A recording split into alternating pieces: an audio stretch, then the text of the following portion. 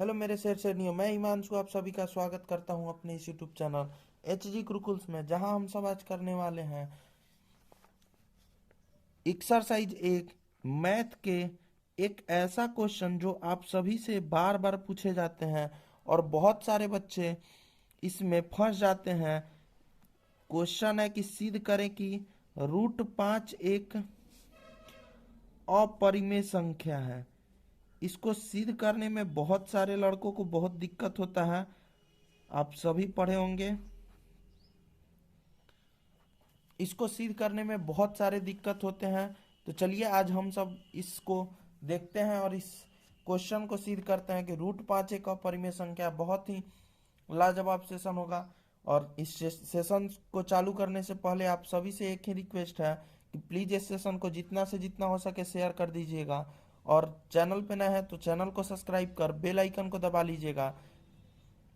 चलिए आज के इस सेशन को चालू करते हैं और सिद्ध करते हैं √5 एक अपरिमेय संख्या है।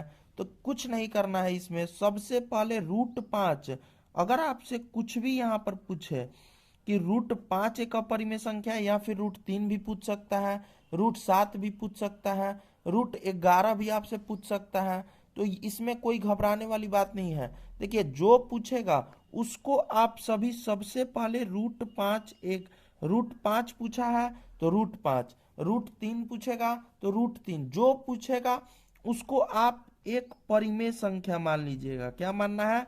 बस परिमेय संख्या है, इतना मानिएगा कि आप जो पूछेगा उसका उल्टा हमको मानना है।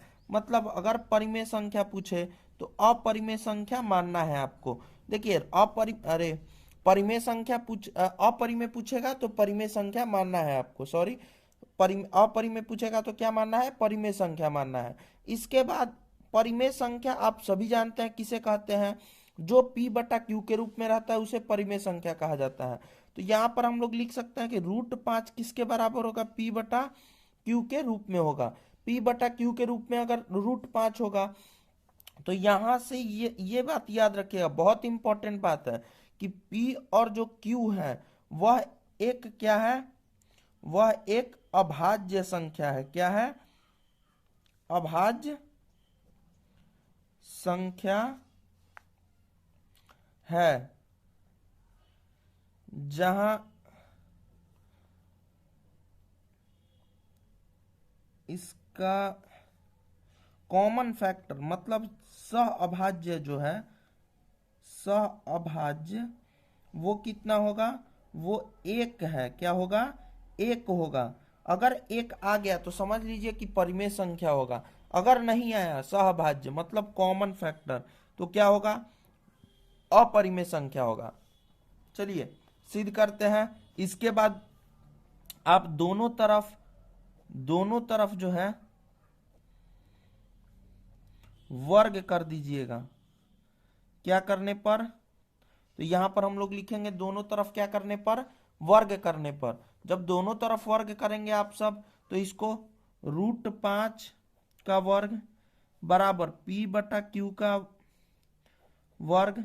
मतलब हम लिख सकते हैं कि इसको यहां पर लिख सकते हैं कि जो √5 है ये हट करके 5 हो जाएगा स्क्वायर में, बराबर P/Q स्क्वायर, तो P²/Q² हो जाएगा।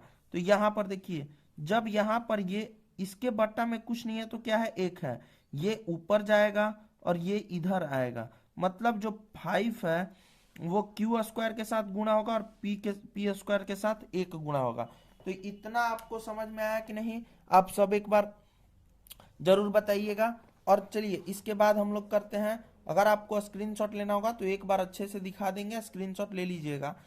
अभी समझ लीजिए, यहां पर Q² छोड़ दीजिए और P² से डिवाइड कर दीजिए 5 को। मल्टीप्लाई में है तो डिवाइड में आ जाएगा, मतलब गुणा में है तो भागा में आ जाएगा। चलिए इसके बाद कुछ नहीं करना। ये बताइए, आप एक चीज याद रखिएगा, अगर कोई संख्या किसी भी संख्या के स्क्वायर को गुणा करता है तो उसके रूट को भी गुणा जरूर मतलब कटा देगा। अगर कोई संख्या किसी भी स्क्वायर को विभाजित करता है तो उसके संख्या के रूट को भी विभाजित जरूर से जरूर करता है। तो यहां पर P² को 5 अगर डिवाइड कर रहा है, मतलब 5 जो है P² का विभाज्य है, मतलब जो 5 है वो किसको विभाजित कर रहा है, पी स्क्वायर को विभाजित कर रहा है, हम लोग जान गए। तो ये 5 जो है वो पी को भी क्या करेगा, पी का भी विभाज्य है, मतलब पी को भी क्या कर देगा, विभाजित कर देगा। इतना याद रखिएगा। इसके बाद आप सब मानिएगा फिर से कि माना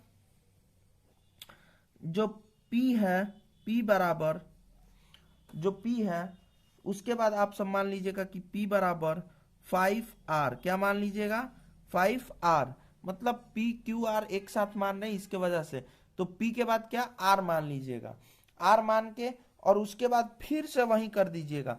ये आपका समीकरण क्या हो गया, ये आपका सॉरी, ये आपका समीकरण 1 हो गया। तो यहां पर लिख सकते हैं आप सब कि समीकरण 1 में P का मान रखने पर, P का मान रखने पर, इसके बाद आप सब रख लीजिएगा कि यहां पर P का मान 5R है, यहां पर 5R है, तो यहां पर P स्क्वायर का रख दीजिए, Q स्क्वायर बराबर यहां पर 5R का होल स्क्वायर बटा में 5 हो जाएगा। तो यहां पर Q स्क्वायर बराबर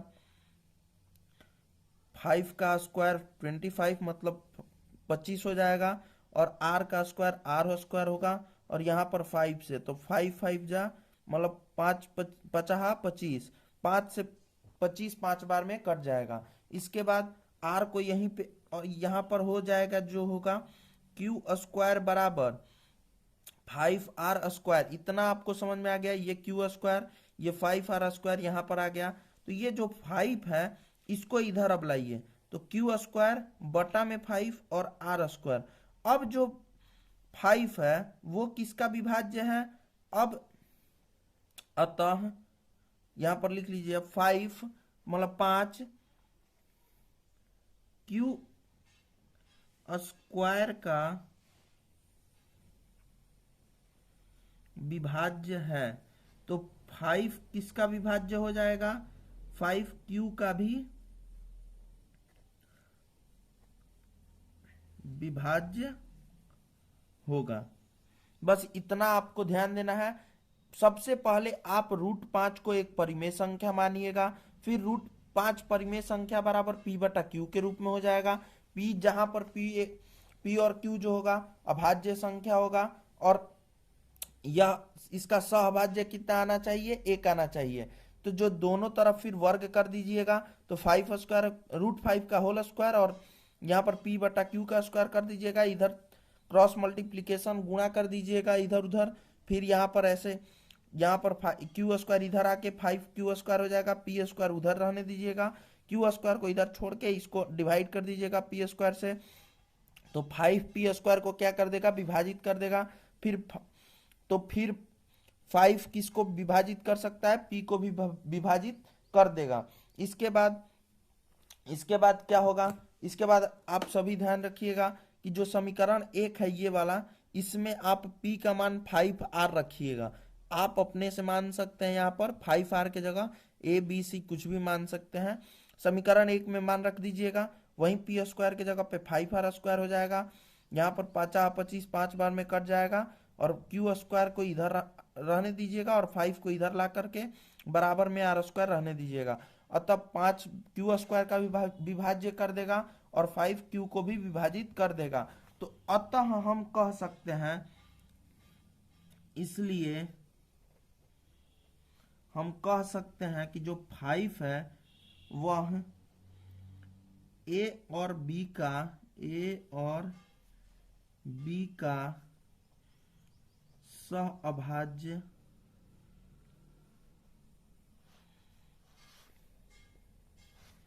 सहअभाज्य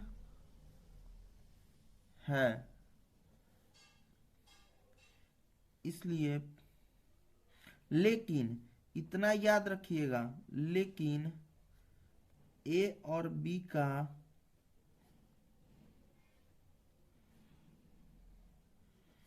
सहअभाज्य एक होना चाहिए। इतना याद रखिएगा कि 5 जो है वो ए और बी का सहभाज्य, मतलब इसमें भी 5 से भागा हुआ है, इसमें भी ए और बी, मतलब यहाँ पर ए और बी नहीं, सॉरी, यहाँ पर हम पी और क्यू लिखे थे ना, पी और क्यू का होगा। तो लेकिन पी और जो क्यू है, जो पी और क्यू है उसका सहभाज्य कितना होना चाहिए था, एक होना चाहिए था। यहाँ पर हम बताए हैं कि पी और क्यू का सहभाज्य कितना होना चाहिए, एक होना चाहिए, लेकिन यहाँ पर कितना आया है सहभाज्य, 5 आया है। कितना आया है, 5 आया है। इसलिए हमारा निष्कर्ष गलत साबित हुआ, गलत साबित हुआ है। इसलिए √5 क्या है, एक अपरिमेय संख्या है, अपरिमेय संख्या है। इतना आपको समझ में नहीं आया होगा तो आप सब कमेंट कीजिएगा। आप सभी को मैं आशा करता हूं कि समझ में आ गया होगा। लीजिए स्क्रीनशॉट ले लीजिए, एक बार एकदम अच्छे से स्क्रीनशॉट ले लीजिए। आप लोग एक बार पढ़ लीजिए, अपने से बना लीजिए। आप सभी एक बार बना करके देखिएगा, ज़रूर बन जाएगा। बहुत आसान क्वेश्चन है, तो इसको ज़रूर एक बार बनाइएगा। लीजिए स्क्रीनशॉट ले लीजिएगा। और आप सभी के लिए होमवर्क है कि √3 और √11 को अपरिमेय सिद्ध करके आप सब बताइएगा। चलिए ठीक है, आज के लिए इतना ही। अगर आपको सेशन थोड़ी सी भी अच्छी लगी हो तो प्लीज़ इस सेशन को लाइक करके चैनल को सब्सक्राइब कर लीजिएगा। धन्यवाद।